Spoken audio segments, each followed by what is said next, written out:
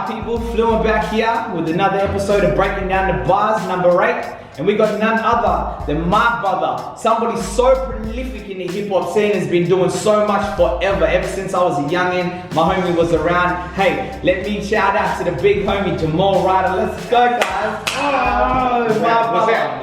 What's happening, guys? You ready to get into this, guys? Let's do it. Yeah.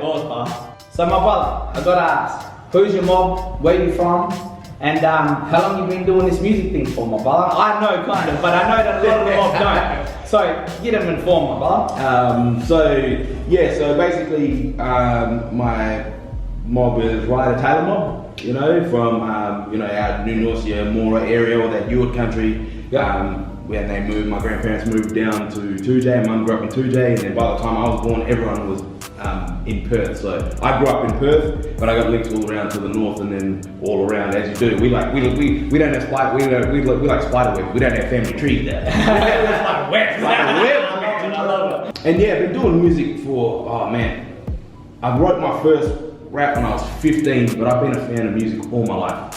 So I still remember, and I remember it vividly. I remember waking up when I was like 5, and my brother was watching Rage, and the first 2 music videos I ever watched was Express Yourself by NWA, wow, and 911 is a Joke by Public Enemy, and I remember them two to this day. So I grew up listening to everything, but hip hop was the dominant growing up, you know. And so yeah, when I started doing theatre and musical theatre and dance and stuff, I was like, well, I can incorporate hip hop into that. So that was when it really sparked, you know, the light switch went off then, and I've just been writing ever since. I wrote in between to different beats as you do, but it really took off after I was about 18, 19. Yeah, but my first... Taking it serious. Yeah, taking it serious, but my first one I wrote when I was 15. So this is a big question. Yeah. What are your musical influences? Jeez. I'm sure there's so many, but can you just give me a few real big pivotal musical influences that have shaped you and your sound?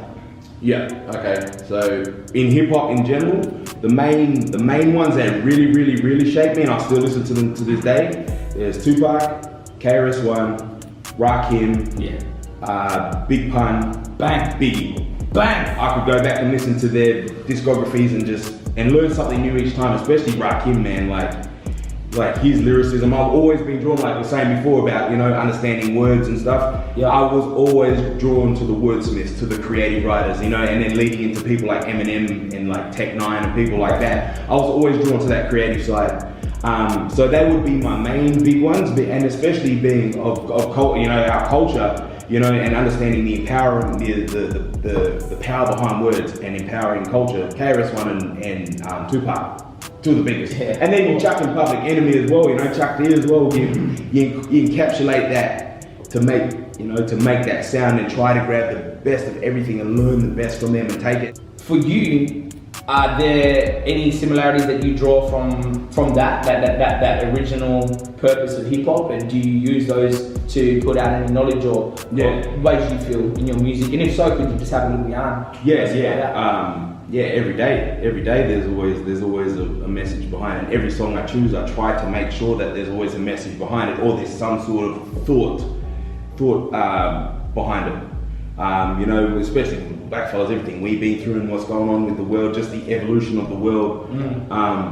There are so many things to talk about, like especially with our mob, you know, going from where we were to where we are to where we're going.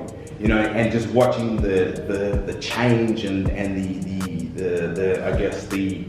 obstacles and the barriers and how we're just breaking it down. No matter what new hurdles will come up, smashing down each time. And of course, you know, you got to talk about the good, and you got to talk about the bad. That's the one good thing about hip hop. Hip hop is such a pure, free for all. You can say what you want, how you want, with your own opinion, because you're telling your opinion, your story from your point of view. Everything I write about is from my perspective or my thought patterns. Yeah. I always say that.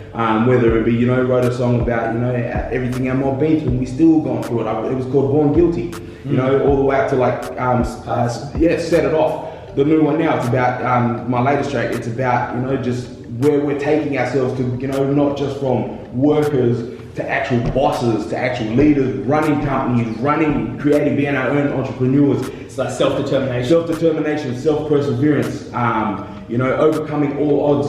One of the best, sayings that really resonated with me was, when you walk out of your door every day, you're representing not only yourself, but your mob. I remember hearing that, and that always stuck with me. Yeah, so no matter what you do, no matter where you go, it's powerful. No matter, what your purpose is in life, you're not just representing you're representing your family, you're representing your mob, you're representing your culture to the full. And you always got to keep that in your mind, in the back of your mind, to know, okay, if I'm gonna go from here and I've got a purpose to go here, and this is gonna be so huge. When, like everyone's saying, when one of us wins, we all win. So we all work together, we all work collaboratively to kind of elevate our mob to go to that next level. So there's always the themes of that. Plus, we all struggle with mental health. We all struggle with, the domestic problems, whether it be within family, within ourselves, within whatever's going on in our environment.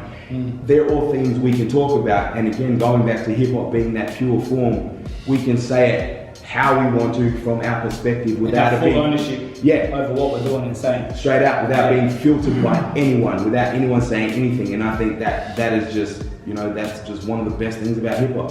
Straight out, me too, man. I don't know how to sum that up. There's so many important things that you just said there, and I hope the listeners or viewers think that that sinks in, because that is so important, and that's what real hip hop looks and sounds like, and what it truly represents. Yeah, straight out, we can make it our own and make it something special, And I'm glad you're interviewing me now, because when people just hear the lyrical side of things, they really don't capture the message. But with stuff like this here, I'm able to break it down a bit more so they can get a better understanding. This is the part of the interview that everyone's waiting and looking forward to, cuz, and this is where we get to break down the bars. Yeah. So, what song are you picking and what verse are you using, my bar?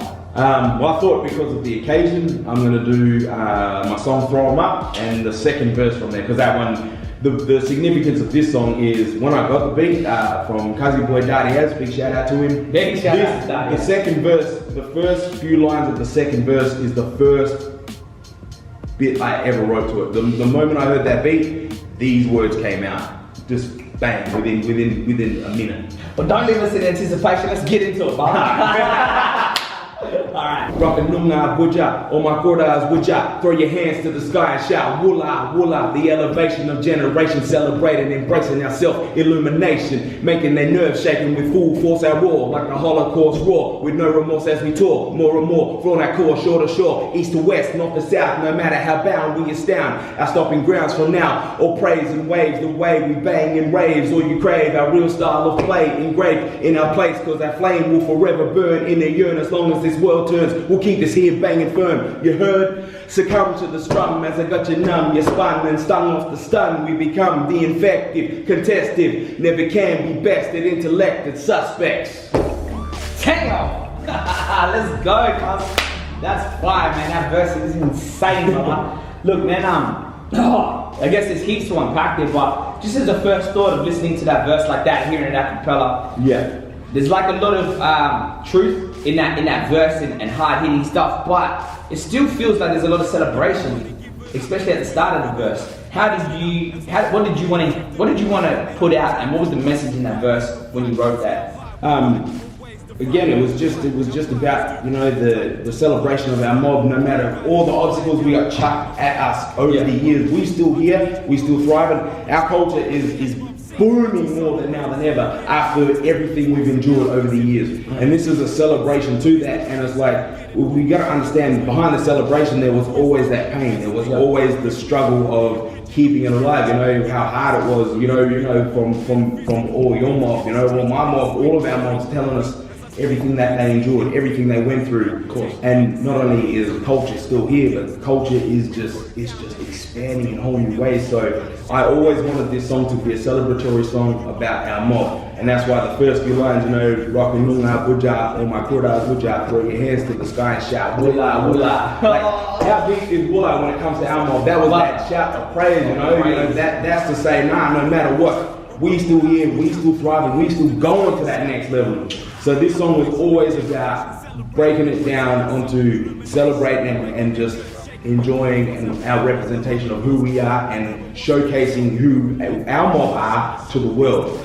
Yeah, that's what I feel. I think that the important part about that verse is that it actually gives that. It translates to that when you listen. You know what I mean? Yeah. It's so important, and I think like the acapella is such a beautiful thing on its own, but with the beat, it all makes so much sense as well. You know what I mean? Of course. And that was Daddy, as you said. Yeah, Daddy has done it. Shout out to my brother Daddy. Yeah, he was boss, man. When he just, you know, he's so magical when it comes to hitting the beat. And again, like him, it's creativity. You know, he just bang.